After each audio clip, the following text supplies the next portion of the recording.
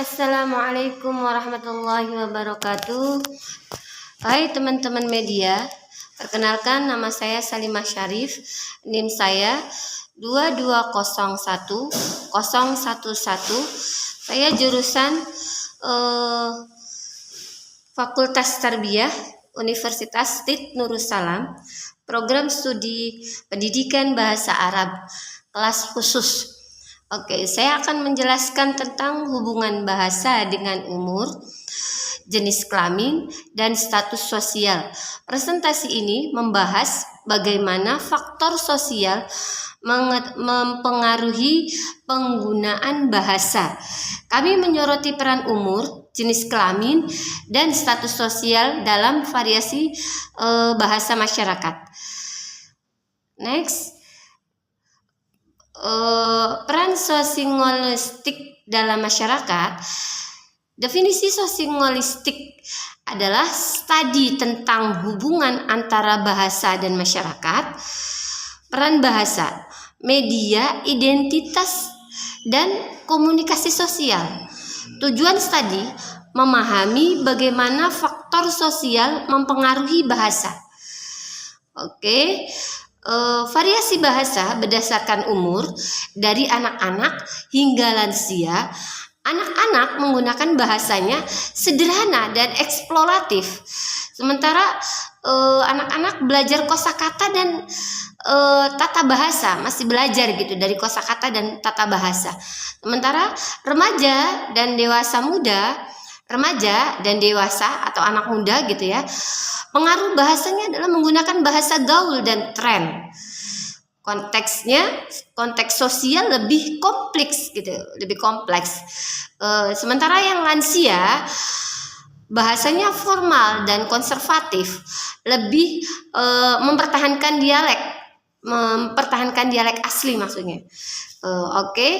Dan pengaruh jenis kelamin terhadap penggunaan bahasanya sendiri, baik pria dan wanita tentu jelas beda ya.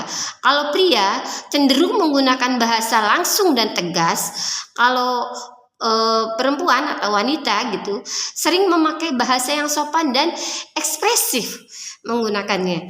Jadi interaksi sosialnya differences reflect social roles and cultural norms. Jadi di sini status sosial dan pemilihan ragam bahasanya bagaimanapun banyak sekali ragamnya. Ragam bahasanya ada yang dari kelas atas misalkan ya, dari kelas atas memilih ragam formal dan standar. Kalau kelas menengah berarti bahasanya menggunakan bahasa campuran antara formal dan informal. Kalau kelas bawah berarti bahasanya menggunakan bahasa sehari-hari dan dialek lokalnya lebih dominan.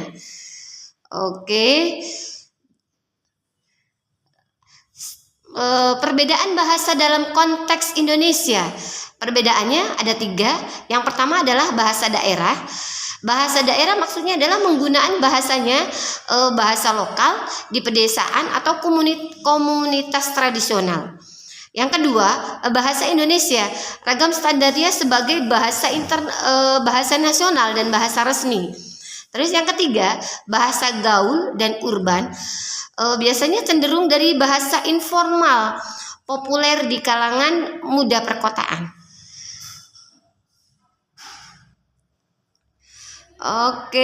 Kesimpulan dan rekomendasi untuk komunikasi efektifnya yaitu kesadaran sosial,